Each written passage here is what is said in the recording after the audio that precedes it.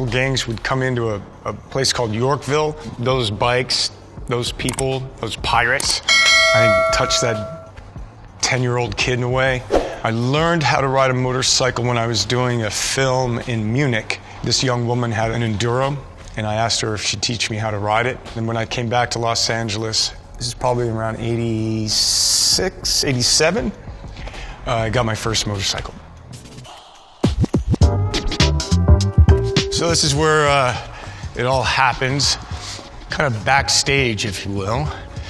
We have some client bikes here being worked on and assembled.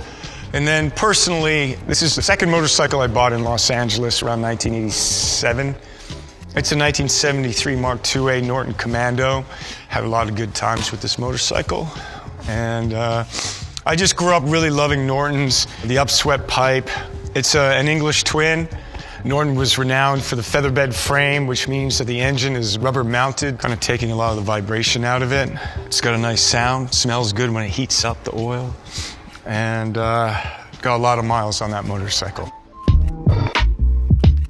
In films, I rode a motorcycle in Chain Reaction and a film called My Own Private Idaho.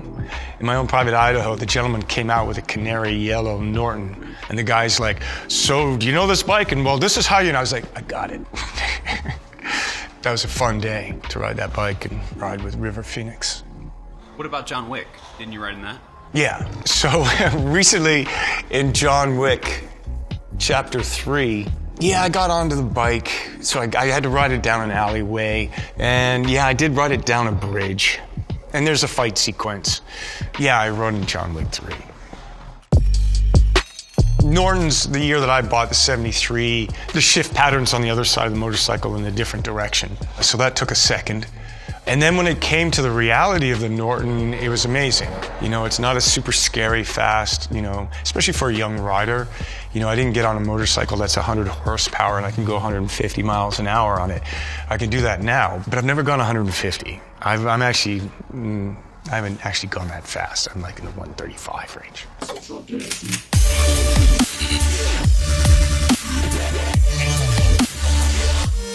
This is the Ducati that was in The Matrix Reloaded. Spectacular bike, beautiful motorcycle. Ducati did a special green, a kind of Matrix green, which makes it kind of trick. It's got Matrix Reloaded on it. Carrie-Anne Moss-Roy, who had never ridden a motorcycle in her life, learned how to ride a Ducati 998. Wow. The motorcycle was with the Wachowskis, who were the writers and directors of the Matrix trilogy. We have become custodians of the motorcycle, and it's really cool to be able to show you this bike. We'll go through it and make sure everything works, and the next time we're at the track, I think we'll take it out. You know, when I work on films, you know, in the past, they would, you know, have contracts that said you couldn't ride a motorcycle. You know, you're an asset and they don't want you to crash. So sometimes I would pay attention to that and sometimes I didn't. Oops, can't help it. It's not difficult to communicate what it's like to ride a motorcycle because, you know, if you've ridden a bicycle, you kind of get it. And a motorcycle, you're a little more vulnerable, so the stakes are higher, which I like. For me, it's the visceral quality of it, the vibration, the wind, the sound, and then it's just really a great place to think, to feel, to get away. You know, when I don't ride a motorcycle, I go through withdrawal. It's not good for my health.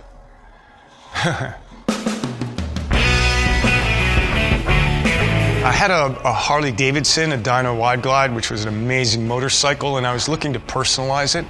And then I was introduced to Gart Hollinger, who owned a custom building company called Chop Rods. We ended up working together, and he ended up building a custom bike. He took the Harley engine and then built a motorcycle around it, and that became the prototype for the Arch motorcycle. So this is a 2019 KR GT1. The company makes over 200 parts for the motorcycle. It's all billet aluminum. We manufacture those parts, but we also work with some high-end other companies, third parties. So we have an Öhlins high-end front suspension. South African company called BST for carbon wheels. We're working with a great company out of Wisconsin called S&S for the power plant. What else we got? We got some Michelin tires, which are pretty awesome. We work with an Italian company called Rizoma. Signals, mirrors, foot controls. We also make the seat custom for the owner, so it's, fitted. Let's see if we can start this thing.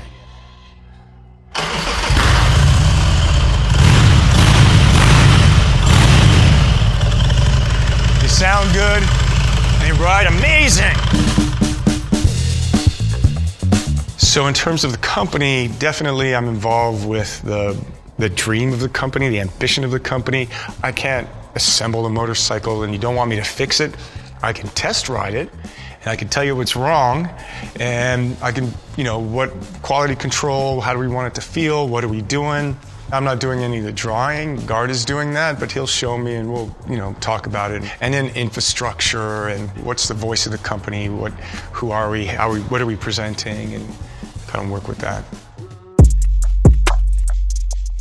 So if the KR GT1 is a performance cruiser, then this motorcycle is like a performance cruiser sport. What makes it sport? So the riding position. Instead of having forward controls, we have a mid control. It has a different rake. On the 1S, it's broadened a little bit, so handling is a little different. Also, we're gonna have different wheels, obviously different body work. So it's got some other kind of developments going on in terms of tank design. We're still working on our final exhaust system for it. And then there's a whole bunch of other design elements that are going on under here. We have a new instrument panel. The frame is different than the KR GT1. It's not exposed, and what's going on inside is a little bit different. We also like to do track rides. So there's the ponies for when we want to go fast on a racetrack. I'm riding the ZX-10 here, the Ninja. Gard's got the R1. Ross, who works the company, he's dealing with the Aprilia, and that might be Simon's. Really amazing, all of them amazing motorcycles, and it's really fun just to get together. We do a lot of riding with the Arches and go on Arch events and ride all through the Santa Monica Mountains, and that's great. But we all love riding, and if you're on a track, you don't have to worry about traffic or speed limits. Yeah, let's see, bikes that I haven't ridden that I wouldn't mind. Well, I mean, of course, the Vincent Black Shadow. And there's a couple of examples of those, probably some 20s Brough Superiors. I've never been on a MotoGP, a modern MotoGP motorcycle. That might be kind of fun, That'd be insane. Oh my God. Anyway, I've never ridden one of those. Well, if I get on a Brough and a Vincent Black Shadow and get the chance to ride a MotoGP bike, that'd be pretty awesome.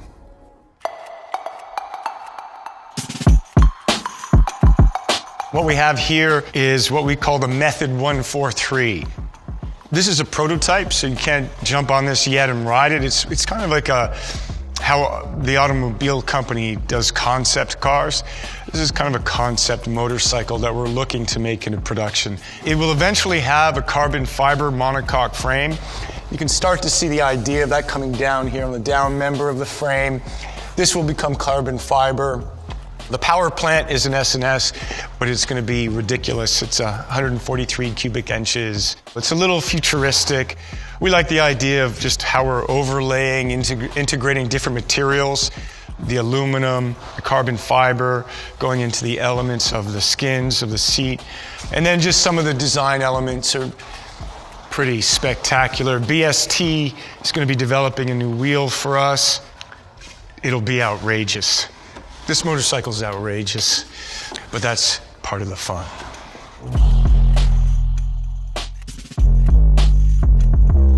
Advice to a new rider.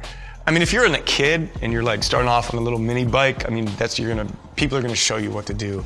If you're a young adult and you're not dirt riding and you want to get on the street, take a class. Start with a small CC, get a bike that you can get your feet on the ground, something that's not gonna freak you out, If you're not gonna do all of that, just don't go crazy. Like if you've never ridden a motorcycle, don't get, a sport bike that's got a lot of horsepower. But yeah, be comfortable on it. Don't get too much power that, it can overwhelm you too quickly. And have fun.